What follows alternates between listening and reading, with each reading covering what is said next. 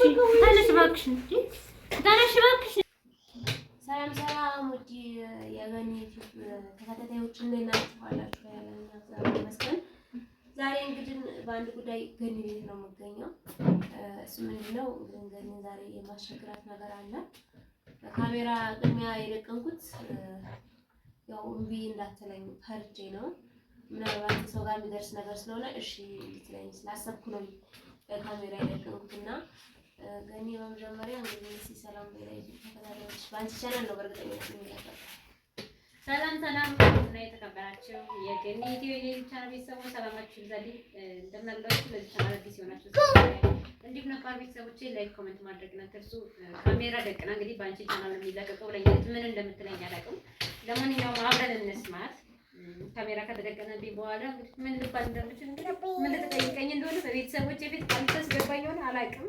ግን አብረን እስከ መጨረሻው አብረን በነገራችን ላይ አሁን እኔ ማውራት በጣም ራሴን ያዘኝ በጣም ደክሞኛል፣ እውነት ለመናገር ማለት ነውና ፊቴ እንዴት እንደከበደኝ እያየሽው ነው። በጣም እያለቀስኩ ነው ያልኩትና ዝም ብዬ አሁን በትራንስፖርት ሳፍሬ የመጣሁት በቃ በስልክ አውርቼሽ በቃ እንትን ከምንል በአካል መጥቼ ምናልባት ችግሬን አይተሽ እንደዚህ ያለቀስኩበትን ያበጠውን ፊቴ ሁሉንም ነገር አይተሽ ተተረዳሽኝና ምናልባት እንባዬን ታበሽልኝ ነው ብዬ የመጣሁትና ለማታሳፍሪ ደግሞ በደንብ ይሄ እንግዲህ ዛሬ እናም ግን ያውን እንደዚህ አሞኝና እንደዚህ ፊቴ አውጦ ቀኑን ሙሉ ያለቀስኩበት እዚህ አንቺ ቤት የመጣሁት አታሳፍሪኝም ብዬ ነው ተስፋ አደርጋለሁና ገኒ ዛሬ ማማክርሽ ነገር ቢኖር ምን እንደምነግርሽ ግራ ገብቶኛል። ብቻ ትንሽ ፈርቻለሁ። ግን ልልሽ የመጣሁት ስራ መስሪያ ወይ ተብላምቶ ሽራ ወጥሪ ወይም ደግሞ ልጆች ያሽልኝና እንደ ሰው ሄጄ ሰርቼ በቃ የምከፈለውን ነገር ላንቺ ችግር የለውም እልክልሻለሁ። ስራሽን እንዳታቋርጪ ሰራተኛውን ቀጥረሽ ቢሆን ልጆችን ያሽልኝ ልሄድ እንደ ሰው ልስራ ወይም ደግሞ ለምን ስጭኝና ስራ ጀመር። ምክንያቱም በቃ አሁን ታውቂያለሽ ሁለት ልጆችን ማሳደግ በጣም ከብዶኛል። በጣም እየከፋኝ ያለው ኑሮ ውድነቱ እንደምታውቂው ነው። ዳይፐር ስለወተት ወተት ነው ዳይፐር በቃ በጣም ከበደኝ ነው እና ገኒ ስራ ግብት ብሎኛል። ምን እንደምልሽ ሁላ አላውቅም። አይ ነው ይከብዳል ይሄ ላንቺ ግን ምንም ማድረግ አልችልም። ማንን ልጠይቅ? እኔ 200 ሺህ ብር ካለኝ ሲጀመር ያየሽኝ ነው። ደግሞ ምን ላደርግ እችላለሁ ማለት 200 ሺህ ብር ቢኖረኝ እስካሁን የራሴን ሱቅ ከፍቼ በቅርብ ከአረብ ሀገር ልምጣ እንጂ እኔ ለራሴ ከአረብ ሀገር የመጣሁበት ሌላ ምክንያት አለኝ። የራሴ የሆነ ምክንያት አለኝና ከአረብ ሀገር ስለመጣሁ ነው ወይስ እንዴት ነው ማለት? አንቺስ ቢሆን እግዚአብሔር ይመስገን ልጆችሽን ዩቲዩብም ሆነ ቲክቶክም ሆነ የተለያየም ሆነ ነገር እስካሁን ሰርተሽ ልጆችሽን እዚህ ደረጃ ደርሰሻቸዋል ማለት አዎ መከራሽ ልታይ ትችያለሽ፣ ልትከፊ ትችያለሽ። ግን እዚህ ደረጃ ማለት ከ6 ወር ማለት ቀላል ነገር አይደለም። የእርግዝናሽ ወር አልፈሽ ከዛ በኋላ ደግሞ እንግዲህ አራስነት እድሜ ያለ ማለት ወደ ታችና ወደ ላይ ብለሽ ለመስራት የማይመችበት ወቅት አለ። እሱን ሁሉ አልፈሽ ዛሬ እዚህ ላይ ደረጃ ደርሰሻቸዋል። እነዚህ ልጆች አመት ከ6 ወር ማለት ከዚህ በኋላ አንተም ተው አንቺም ተይ ቢሏቸው የሚሰሙበት ወቅት ላይ የሚያዳምጡበት ወቅት ላይ ነው። ከዚህ በኋላ ያለው ነገር ቀላል ነው። አንቺም ወጥተሽ ዳቀውሻል። ሰራተኛ ቀጥረሽ ቢትይ ወጥተሽ ወደሽ ለመስራት የሚሆን ጊዜ ላይ ነውና እኔ 200 ሺህ ብር ከየት አምጥቼ ነው የምሰጥሽ? ገኒ አውቃለሁ እኮ ሰራተኛም ቀጥሬ ማሰራት ነው እኮ አውቃለሁ። ራሴም ስራ መስራት እንዳለብኝ እኮ አውቃለሁ። ግን ሰራተኛ ለመቅጠር እኮ የሰራተኛ ደሞዝ ስንት ብር እንደሆነ አላወቅሽም? 4000 ብር እኮ ነው። የቤት ኪራይ ስንት ብር ነው የምከፍለው?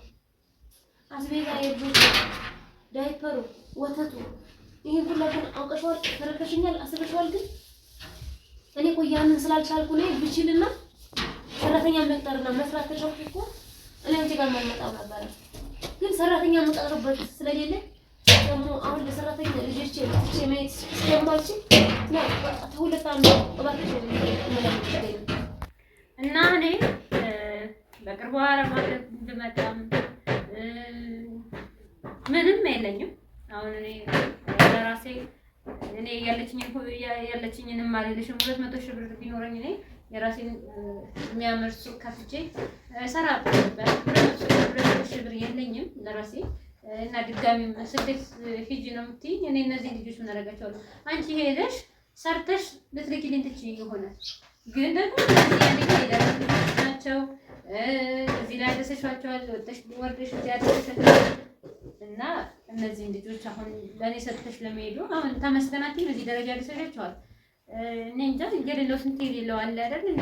ሰው እግዚአብሔር ይመስገን ብሎ ባለው መኖር ነው እንጂ እነዚህ ልጆች አሁን አበባ የመሰሉ እኔ እንደዚህ እንድትይኝ እኮ አይደለም። አበባ መሰሉም ጠቆሩም ከሱም እኮ አይደለም። አሁን እኮ ጥያቄው ያልኩሽ የለኝም፣ በቃ አጥቻለሁኝ፣ በቃ የለኝም፣ አጥቻለሁ። ስለዚህ ምንድን ነው ማድረግ ያለብኝ? ወይ ልጆቹን ያሽልኝ ወይ ብር ስጭኝና ሂጅ ስራ እኮ ነው እያልኩሽ ያለሁት። ግን ስለምንድን ነው አሁን እያወራሽው ያለው? አንቺ ለምንድን ነው ዙሪያ ጥምጥም የምጠመጥም? ነገሮቹን ባጭር ላይ መመለስ ነው በቃ። አንቺ እኮ እናሽ አለኝ እንድልሽ ፈልገሽ ነው በቃ። ታዲያለሽ ልጆቹን ያሽልኝ ገኒ። እኔ አሁን እነዚህ ሁለት ልጆች ይዤ እንዴት ወጥቼ ልወሪ? በቃ እኔ ብር ልክልሻለሁ፣ ሰራተኛ ትቀጥሪያለሽ፣ ተከታተይልኝ። በቃ ማን የት ላጥፋቸው? ቤተሰቦቼ ያሉት ገጠር ነው። እሺ ልበልሽ አረብ ሀገርን እኔም አውቀዋለሁ። ሄድሽ የማይመች ቦታ ሊሆን ይችላል። ስንት ወር ፈጅብሻል። ስትሄጂ እዳ አለ፣ ተበድረሽ ነው የምትሄጂው። ገንዘብ ከሌለሽ ከላም ትሄጃለሽ። ፕሮሰስ ማስጨረሻ በአሁኑ ሰዓት 7,000 8,000 ብር ነው። እሱም ቀላሉ ከተገኘ። ስለዚህ ይሄንን ፕሮሰስ ታስጨርሰሽ እዳ ከፍለሽ 2 ወር 3 ወር ቆይተሽ ከዛ በኋላ ደግሞ እንደኔ እንደገና እስክትልኪልኝ ድረስ ምን ያህል ነው የሚቆየው? ግን በቃ እኔ አሁን ማለት ነው እድሜያ ከመሄዴ በፊት አንቺ እውነት እሺ ብለሽ ልጆቼን የምትሽልኝ ተሆነ በቃ 50,000 ብር ምናምን ተበድሬ ለአንቺ ሰጥቼሽ እሄዳለሁ። ከዛ እኔ እዛ ሆኜ እየሰራሁ ብድሬን እከፍላለሁ። ብቻ እሺ በይኝ ገኒ፣ በእግዚአብሔር የምትሄጂበት ቤት ጥሩ ላይሆን ይችላል። በቃ እንደዛ ብለሽ አታሟርችብኝ። ምክንያቱም ማለት ነው ገኒ በቃ ቸግሮኛል። ምን ላድርግ? እሺ በቃ ልጆቼ ይራቡ፣ እኔ ጎዳና ልውጣ ወይስ በቃ አሁን አንቺ ጥሩ ህይወት ጥሩ ኑሮ የምኖሪው በቃ ሰርተሽ ነው። እኔ ደግሞ መስራት አለብኝ፣ ህይወቴ መቀየር አለብኝ፣ የልጆቼን ህይወት መቀየር አለብኝ። አንቺ ደግሞ እኮ ሁለታችን እከፍላለሁ እኮ ገኒ። ምን አለበት እሺ ብትይ ሁለት አንዱ ተቀብራ ብትሪ ልስራ እንደሰው በቃ አገር ውስጥ ሰርቼ ሻይ ቡና ቢሆን ሰርቼ እኔ ብለሽ ነው እከፍላለሁ።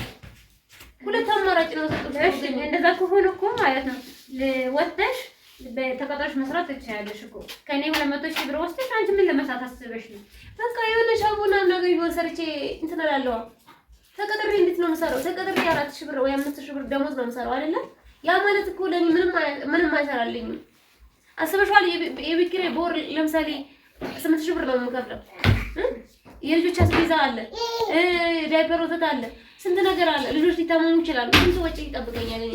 በቃ ግን እሺ በይ መግዛበት ምናልባት ጉርበትሽ ላይ ልቆም ነው ግን ኧረ በእናትሽ ታይ ግን መግዛበት እሺ በይ ታይ እንዴ እኔም ለኔ አሁን እንዴ ኧረ በፈጠረሽ አሁን ተመስገን ማለት ትተሽ ነው ያንቺን ልጆች እዚህ ደረጃ የደረሱትን በሰጠኝ እኔ በኖረኝና እንዳንቺ ልጆች በኖረኝና እኔ እንትን ባልኩኝ። ኧረ በፈጠረሽ ተነሽ እባክሽ እንዴ ተነሽ እባክሽ። ኧረ እባክሽን ተነሽ። እኔ ያለኝ ብዬ እንድሰጥሽ ነው የፈለግሽው? ኧረ ተነሽ። እኔ ምንም የለኝም። ልጆችሽን በዚህ ሰርተሽ ማለት ትችያለሽ እንዴ የለኝም የኔ እናት። አሁን እኔ ምን ሆኝ ነው የምትይኝ? እንዴ በቃ እሺ በይ ለሁለት አንድ ኮር ወበረጭ ስሞች መግዛብር እንዴ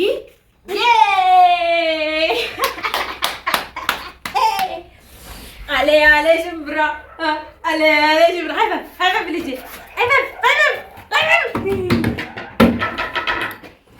እኛ እንደዚህ ነን ትንላችሁ በምክንያት ነው። ምን ተሰማሽ ብቻ ነው ጥያቄ። ግን አንቺ አንዱን ጓሻችኝም እሺ ብዬ የሰው ልጅ ቃል ገብቼ እኔ እንደ እናት አልሆንም። ማን እንደ እናት ንገሩኝ እስኪ ቤተሰብ ማለት ቢረድ እኔ በጣም ነው የምፈራው። ቢያንስ ለሞራሌ እንኳን በቃ የሆነ ነገር ሰጣላት እንጂ አቤት እኔ ጋጅለው ነገር እሺ ሰው ከስደት ሲመለሳልኝ ብሎ ነው የሚመለሰው። ምን አድርጌ ልመለስ ይላል። ምክንያት እኔ ከሁለት አንዱም ትረዱኛለች ብዬ አስባለሁ። ምክንያቱም አንደኛ ልጅ ያለ እናቱ ምንም ነው። ልጅ ያለ እናቱ የፈለገውን ሰው ጥሩ ቢሆን ማለት ነው። ልጅ ያለ እናቱ ምንም ነው። ሁለተኛ ደግሞ በቃ እንዴ ብሩንም ደግሞ ልስጥሽ ብል እኔ ምን አለኝና ነው። ምናልባት ነገር ከነገ ደግሞ አንዳንዴ ቃል መግባት ጥሩ አይደለም። ተበድሮ ምን ሆኖም ደግሞ መፈለግ ይቻላል። ግን ለሰው ልጅ ተስፋ ሰጥቶ የማያደርጉት ነገር ከሆነ ከባድ ነው። ያ ሰው ይጠብቃል፣ ይጓጓል አይደል? ልጅ ያለ እናቱ ምንም ነው። የፈለገውን ሰው ጥሩ ቢሆን የፈለገውን ሰው ልጁን አሞላቅቄዋለሁ ቢል ያለ እናት ያለ አባት ፍቅር ማሳደግ አይቻልም።